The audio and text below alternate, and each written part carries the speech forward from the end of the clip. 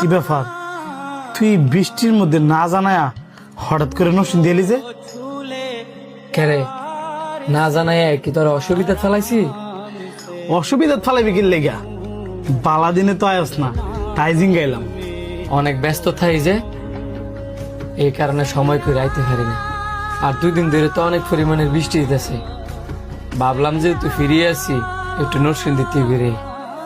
আর তুই আমার যে কথা দিছস, ওই কথার তো আমি কোনো আগামাতা হইতেছি না। কথার আগামাতা পাইতেছিস না মানে? যা প্রফিট হইতেছে এর অর্ধেকটা আমি তোর দিতেই আছি। অর্ধেক দেশ মানে? এই ব্যবসাটা দেওয়ার আগে তুই কি কইছিলি যে প্রতি মাসে আমি নিম্নে 2.5 লাখ টাকা প্রফিট পাবো, আর ওই জায়গার মধ্যে 30 লাখ টাকা আমি খরচ করিয়া মাসে 30,000 টাকা প্রফিট পাইনি। এটা কি হইল? তুই যেমন 30 লাখ টাকা দিছস, আমিও তো 30 লাখ টাকা দিছি। তুই যা প্রফিট পাস, আমিও তো সেম প্রফিটই পাই। ব্যবসা মানেই তো লাভ লস। ব্যবসার অবস্থা যদি খারাপ যায়, এদিকে আমার কোনো দোষ আছে? আজকে খারাপ, 2 দিন পরে ভালো হইতেও পারে। 2টা বছর গেছে গা, আর কবে উন্নতি হইব?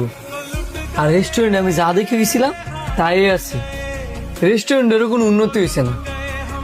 বন্ধু, আর কটা দিন ধৈর্য ধর, আশা করি ব্যবসার অবস্থা ভালো হইব। আর তোর যদি মনে হয় যে ব্যবসার অবস্থা ভালো হইতেছে না, তোর শেয়ারটা তুই আমার কাছে বেচ চালাইস। আচ্ছা বন্ধু, তুই যে পাইছস রেস্টুরেন্টটা তুই একটু ভিজিট করে যা। আমার বউ রইলে আমার একটু শ্বশুর বাড়ি যাইতে হইব, আমি গেলাম। কিরে, তোর বন্ধুরে দেখলাম কোন সময় বার হয়ে গেল গা? হ্যাঁ নাকি আর শ্বশুর বাড়ি যাইব?